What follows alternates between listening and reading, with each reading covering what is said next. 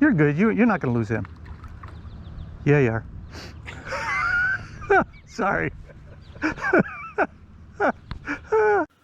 Welcome back to The Unknown Angler. Today we're going to head to Caledonia, New York to fish the Seth Green Hatchery.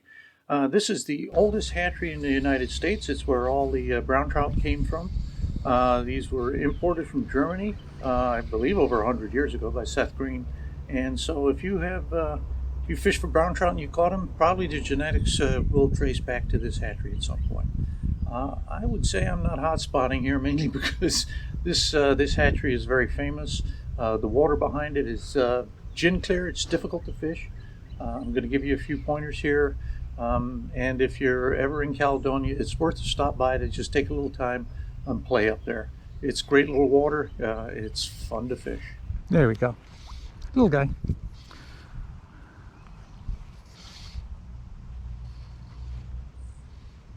Oh, right in the weeds. Let's get him out of there. Okay. This is a perfect example of the fish in here. This is a beauty. These are nice, clean fish. Nice little brown trout. So where we're fishing today is the hatchery waters on Spring Creek in upstate New York. And right down below me is a hatchery, and basically this is a artificials only area, so you can't fish bait in here. And you can fish it year round. There's a no-kill season for it. There's a lot of fish in here. There's a lot of fish in here. This time of year, it's August 1st today. There's a lot of weed, but there's an embankment. You don't need your waders or anything else to come fish here. There's an embankment on this side. And I'm not hot spotting because this is, believe me, there's a parking lot down there. Everybody knows about the hatchery. The one thing that you'll find that it is a Spring Creek, it is gin clear water, even though the sun's out, not out, and you really can't see down into it. It's gin clear water, and it can be very, very tricky to fish. The reason is because these fish see a lot of people, they see a lot of flies, they see a lot of lures, and they are very, very weary. To add to that, the aquatic life is very limited because it's a very small piece of water. I believe it's only about 1.5 miles full stretch from where it comes out of the ground to where it goes into Owaka Creek down below. And because of that, and because of the coldness of the water and the vegetation and everything else, it's mostly a midge and crustacean, which would be your sow bugs and your scuds. The pink scud is what I have for my point fly, and then down below that I have I have a little, this is not a red worm, this is a red midge. There's this red midge larva that hangs out in here, and that's what I caught that last fish up on. To tell you what I'm doing is the strike indicators on there so that I can understand where the end of my line is. I look down from that about 2 feet. I know you're not going to be able to see it on the video, but I can actually see, I can actually see the pink scud in the water column, and I can see where it is. And I'm using the pink scud as my strike indicator. So if you see me go whoop and hit one and the strike indicator doesn't move, it's because it never indicated. And you can learn a lot from how to get a drag-free drift, how to get your fly down to the fish, and what a strike actually is when you actually get a fish to hit.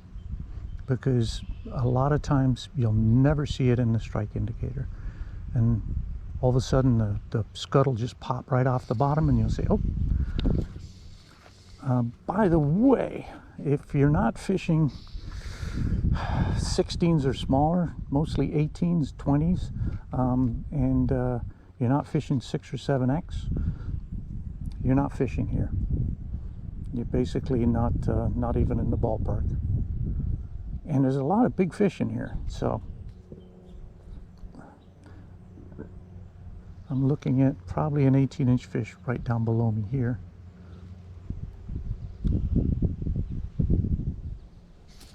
Whoop. And that was probably bottom. Right back here, but I don't remember. I mean, You're up a little further. Once you get around the corner, you'll see. Oh, not around the corner, right on the corner here. Once you get up past this,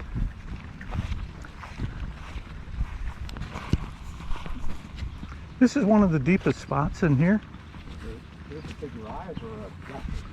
I think there's a rise. I think it was. This is where you were. Yeah, right in Yeah, right in here. So I'd go right in there, Look bud. at all the fish. We're stacking. Oh yeah. So I'd fish that if I were you. Let's see how deep you're going there. You're good. Where I was. Yep, perfect. You got it, man. You got this.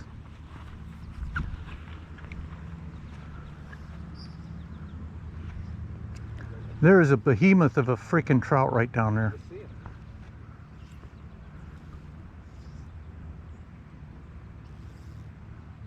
You're gonna have to go, if you want to get it down to him, you're gonna have to go way up above him, but he is not moving. No, you got way out. Go out, go, no, keep going, way out. Nope. Take some line off the reel, go out. There you go, that's better. Perfect. Let it drift through.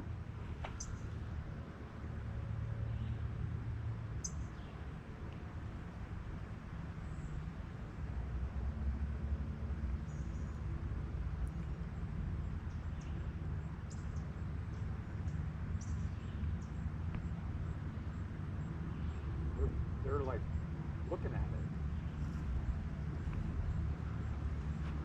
I don't see the zebra.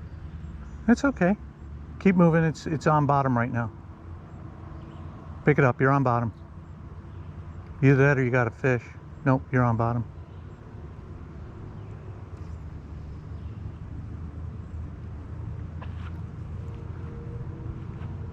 I see the zebra, you got a good, oh, man, hit that. He hit it again. There you go. You got hit 4 times, bud. Absolutely, I'm not kidding, I'm not making that up. You got hit 4 times.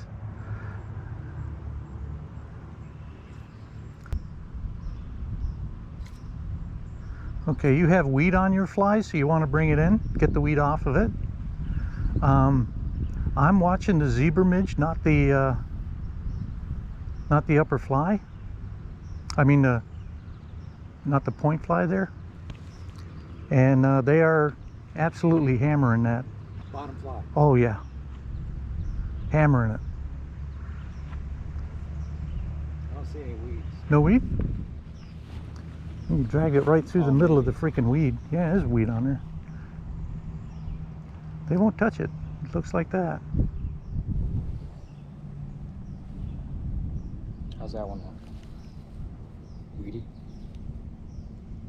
Not anymore. Oh, there you go.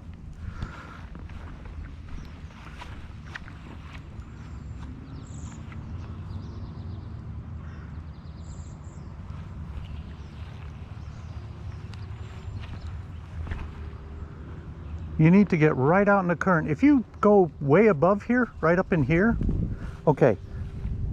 Nope, all the way over to the far bank, there's a kind of a green spot in there. Yeah, that's better. If you can get that out, yeah, you need to go about 5 more feet towards the other bank.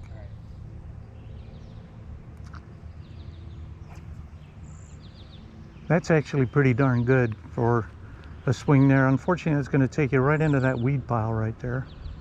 See if you pick anything up before it hits it. Oh, you're going to hit it. See the zebra? I do not at the moment. Whoop. That's a fish. Come on. Oh. Behind the weeds? Yeah, he's in the weed. Oh, you're out. Come on. Oh, that's a beauty.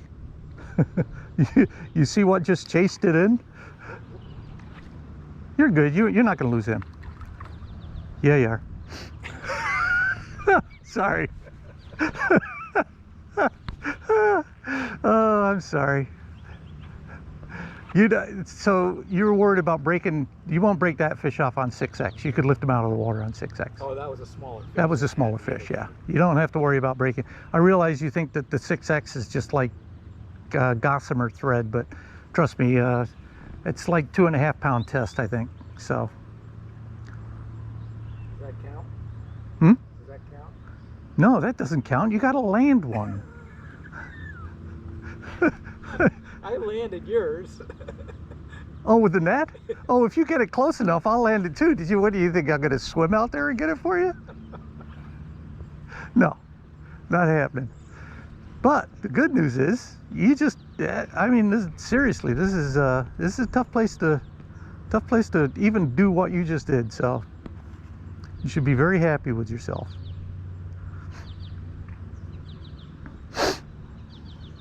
What I was trying to tell you is to just kind of out in front. I know what you're trying to tell me. I wasn't upstream far enough. You gotta kind of get it upstream, because what you want to do with these fish in here, you want to get a good drift going through them with absolutely no drag on it at all. And if you can see the zebra midge, you'll be able to pick up the take on the bottom one.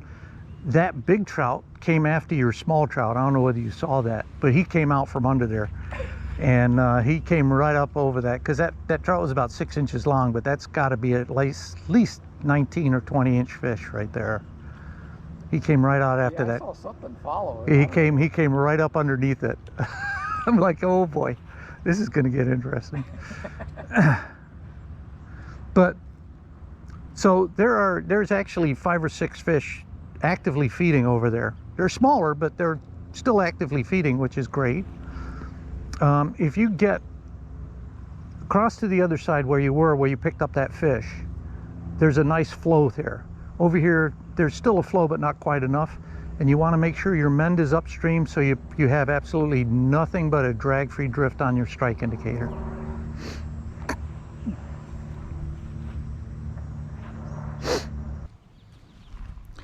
When you're fishing stuff this small, it can get very frustrating.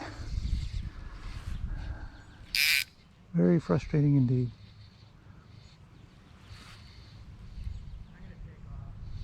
Okay, bud. That was fun.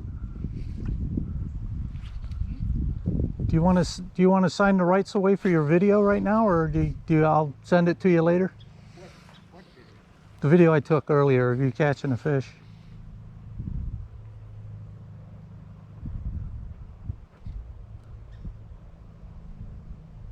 You get any more luck?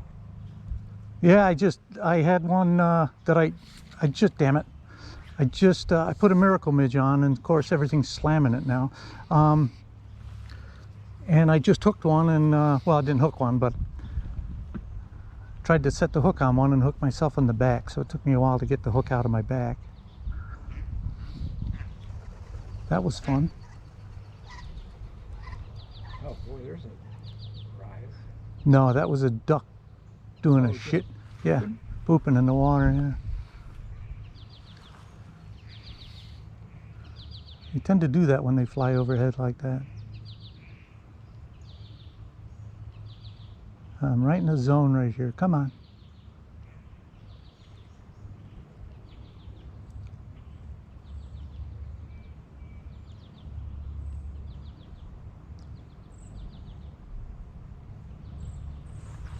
You're moving them. I don't think I think they're just moving.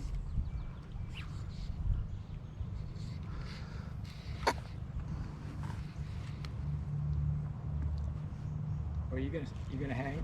No, I'll come with you.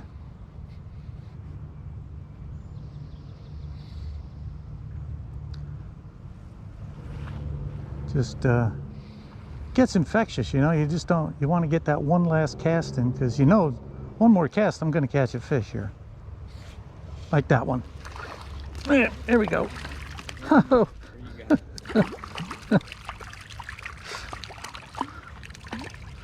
Want to gilly him again?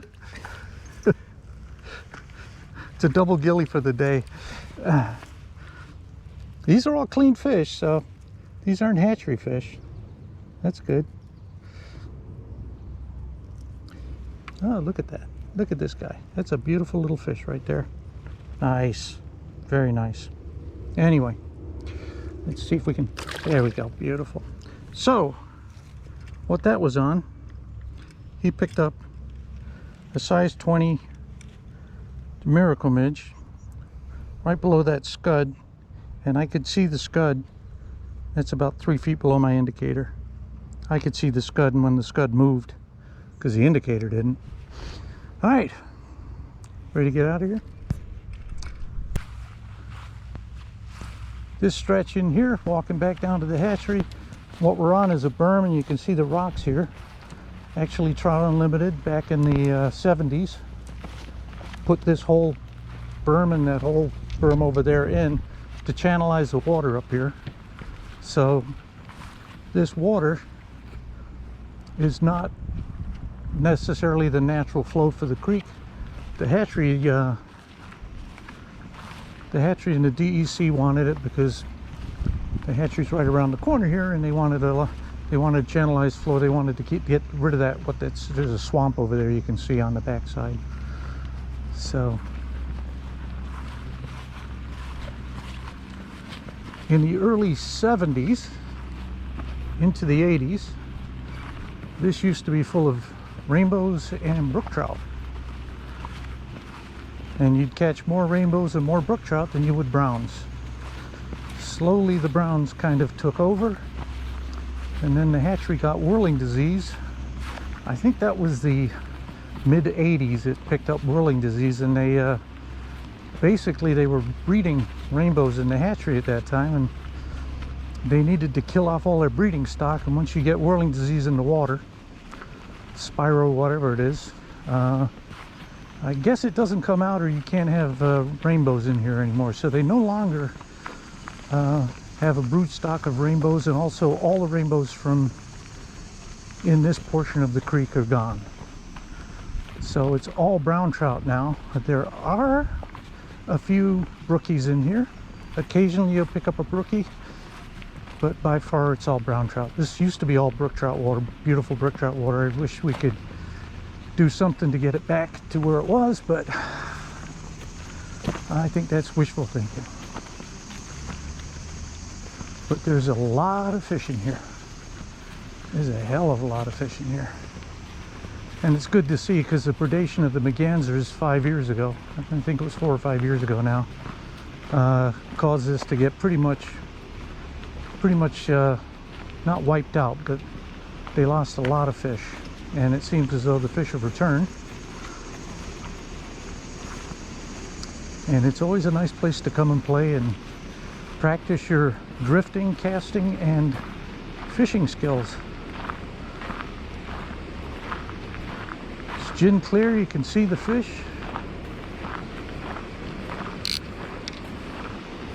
And you can see the fish takes. Not a lot of dry fly fishing up here, but the midge, subsurface midge and wet fly fishing is perfect. So these are my 2 hatchery boxes. As you can see, there's every kind of midge you can, everything from palomino to just your regular thread base with copper wrap midges. Anything you can imagine, you can tie, from a size 18 all the way down to a size 22. They all work up here. That's what you should be using, and like I said, you just keep changing until you find one that works, what they're actually picking up that day. Where I would start would be an all white thread midge with a copper rib and with a black head, and an all black thread midge with a copper body and a black head on that too. And like I said, the Caledonia scud is the scud to fish up here, and that's these guys here, and I'll show you how to tie that on a new video that I'm about to put out. Anyway, see you next time.